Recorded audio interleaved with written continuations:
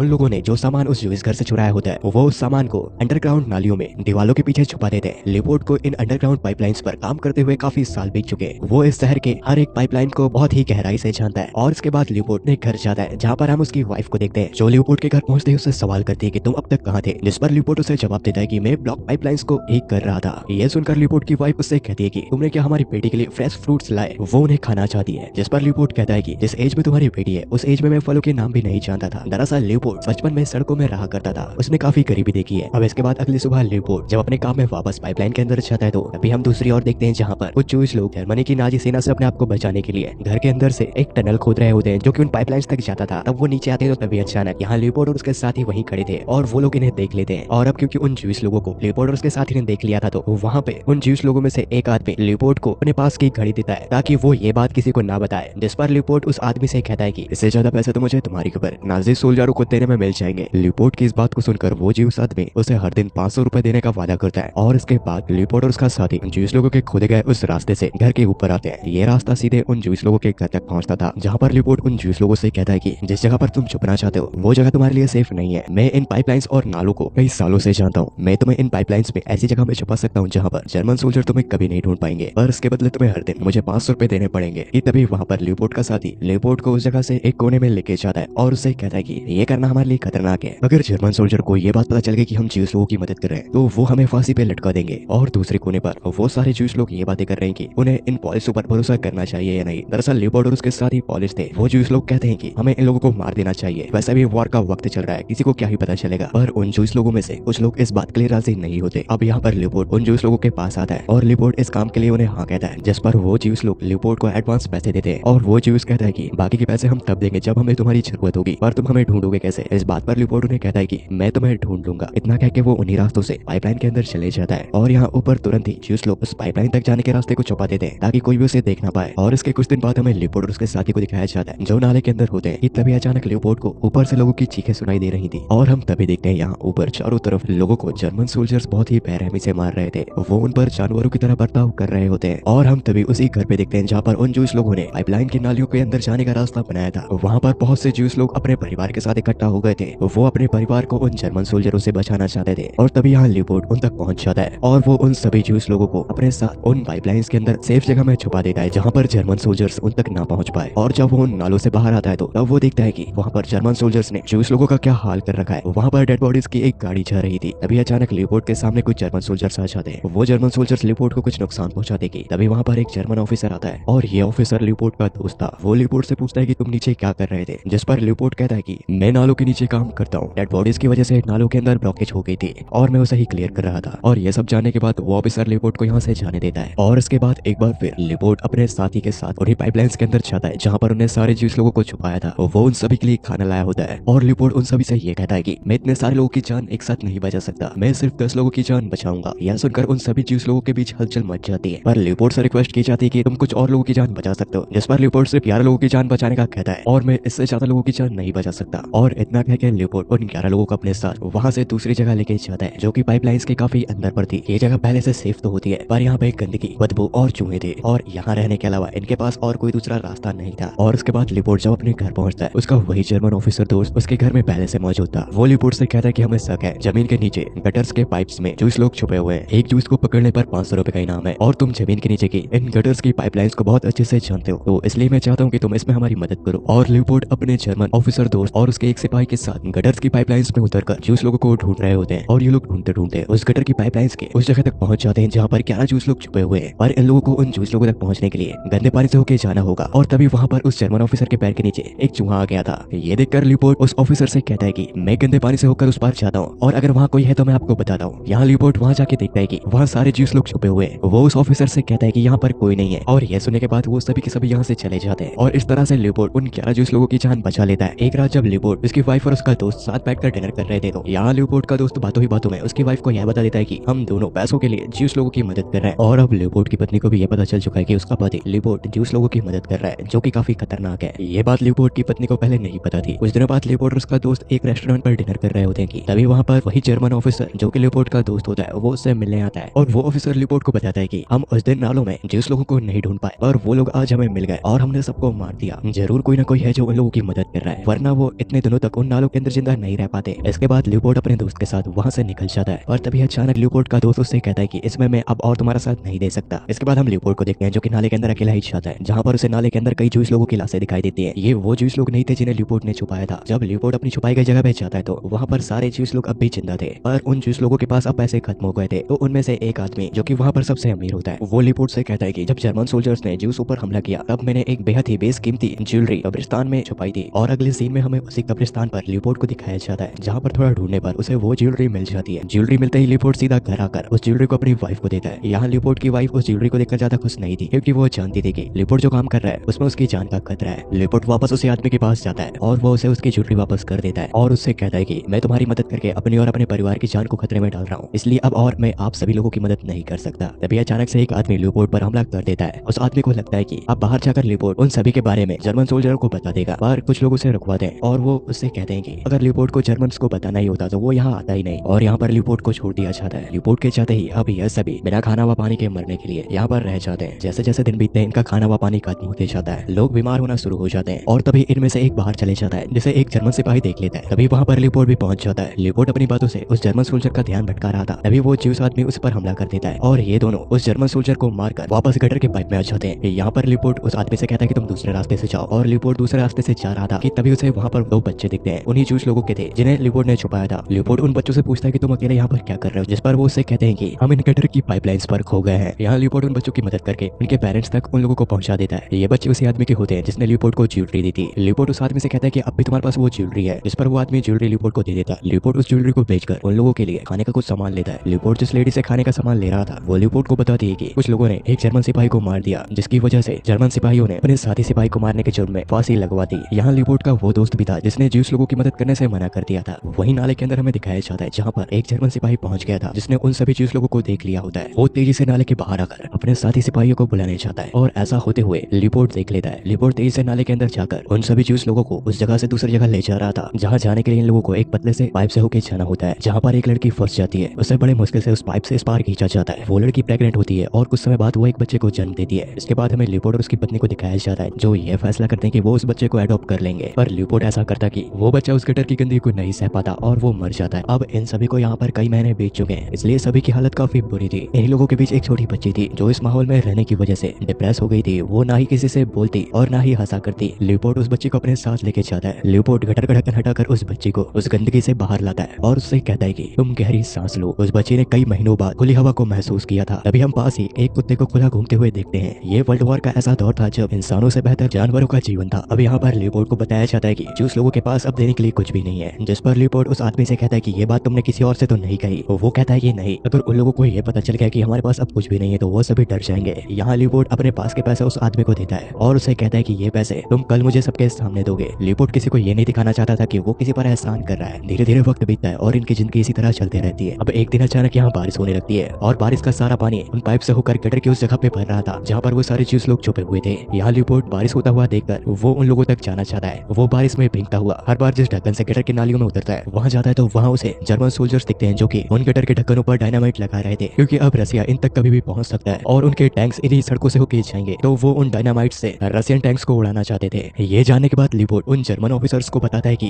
जहाँ पर तुम डायनामाइट्स लगा रहे हो वहाँ से गैस पाइपलाइंस होकर जाती हैं और डायनामाइट के फूटते ही उस गैस लाइन की वजह से आसपास की सारी चीजें ब्लास्ट हो जाएंगी। यहाँ जर्मन ऑफिसर ल्यूपोर्ट से कहते हैं कि अगर यहाँ नीचे गैस की पाइपलाइंस नहीं हुई तो तुम्हें उसी वक्त शूट कर दिया जाएगा। वो जर्मन ऑफिसर ल्यूपोर्ट के साथ उसी जर्मन सिपाही को भेजता है जो कि ल्यूपोर्ट का दोस्त था। ये दोनों के दोनों नीचे जाते हैं जहाँ ल्यूपोर्ट एक गैस का पाइप दिखाता है और उसे बताता है कि यही गैस का पाइप है। वो जर्मन सिपाही ल्यूपोर्ट की बात पर भरोसा कर लेता है। ल्यूपोर्ट उस सिपाही से कहता है कि मेरे अंदर कुछ टूल्स छूट गए हैं, मैं उन्हें लेके आता हूँ। और ये जब अंदर जाते हैं तो पानी ज्यादा भरने के कारण उन ज्यूस लोगों के बर्तन पानी के साथ बहकर यहाँ तक आ गए थे और वो सिपाही उन बर्तनों को देखकर समझ जाता है कि ल्यूपोर्ट ने उसे धोखा दिया। उसने यहाँ पर ज्यूस लोगों को छुपा रखा है। ल्यूपोर्ट यहाँ टूल्स लेने के लिए नहीं बल्कि ज्यूस लोगों को देखने के लिए आया है। ये जानने के बाद वो जर्मन सिपाही अपने दोस्त के ऊपर गन तान देता है, पर ल्यूपोर्ट यहाँ उस जर्मन सिपाही को चकमा देकर भाग जाता है। वहीं हमें दूसरी और ज्यूस लोगों को दिखाया जाता है जहाँ वो पानी में पूरी तरह से डूबे हुए हैं। पानी इतना ज्यादा भरा हुआ था कि उन ज्यूस लोगों की जान पर आ चुकी थी। वो कभी भी इस पानी में डूबकर मर सकते हैं। यहाँ ल्यूपोर्ट भी पानी ज्यादा होने की वजह से बह जाता है। वो उन ज्यूस लोगों तक नहीं पहुंच पाता। जब पानी थम जाता है तो ल्यूपोर्ट देखता है कि उसका जर्मन दोस्त उसके सामने मरा हुआ है। इसके बाद ल्यूपोर्ट उस जगह जाता है जहाँ पर सारे ज्यूस लोग हैं और वो वहाँ जाके देखता है कि सभी के सभी ज्यूस लोग जिंदा हैं, उन्हें कुछ भी नहीं हुआ। ये एक मेरिकल से कम नहीं होता क्योंकि उतना पानी भरने के बाद भी इन सभी को कुछ भी नहीं हुआ। यहाँ ल्यूपोर्ट उन सभी से कहता है कि मैं तुम्हारे लिए सूखे कपड़े लाता हूँ। ल्यूपोर्ट जब घर आता है तो वो देखता है कि उसकी पत्नी और उसकी बच्ची उसे छोड़कर जा चुकी है। लिपोट इस बात से पूरी तरह से टूट जाता है और हम अगली सुबह देखते हैं यहाँ पर लिपोट की पत्नी उसके पास वापस आ जाती है क्योंकि लिपोट की पत्नी उससे बहुत प्यार करती है। अब हमें कुछ समय बाद गटर के पाइपलाइंस के अंदर उन्हीं जो लोगों को दिखाया जाता है उन सभी को बाहर से लाउड स्पीकर की आवाज सुनाई दे रही थी और यह सभी जब उस लाउड स्पीकर को ध्यान से सुनते हैं तो वो रसियन भाषा थी। इसका मतलब ये कि यहाँ रसियन सिपाही पहुंच चुके हैं और उन लोगों ने जर्मन्स को यहाँ से भगा दिया है। और इनमें से एक जब गटर के पाइपलाइंस के ढक्कन के पास जाता है तो वहाँ पर ऊपर से इस आदमी की ओर कोई हाथ बढ़ा रहा था और वो ऊपर चढ़कर उस हाथ को पकड़ लेता है और ये हाथ और किसी का नहीं लिपोट का होता है। इसके बाद इन सभी को उस गटर की गंदगी से बाहर निकाल लिया जाता है। यह सभी पिछले 14 महीनों से उस गटर के पाइपलाइंस के अंदर थे। बाहर लिपोट की पत्नी और उसकी बच्ची इन सभी के लिए खाने की अच्छी अच्छी चीजें लाती हैं और इस तरह लिपोट ने ऐसी विषम परिस्थितियों के बावजूद अपनी इंसानियत को पहले रखा और उसने अपनी बहादुरी से इन सभी जूस लोगों की जानें बचाई। और हमें मूवी के लास्ट में ये बताया जाता है कि लिपोट सोचा 12 मई 1946 को अपनी बेटी को एक रसियन ट्रक से बचाने के चलते उस ट्रक के नीचे आकर लिपोट की मृत्यु हो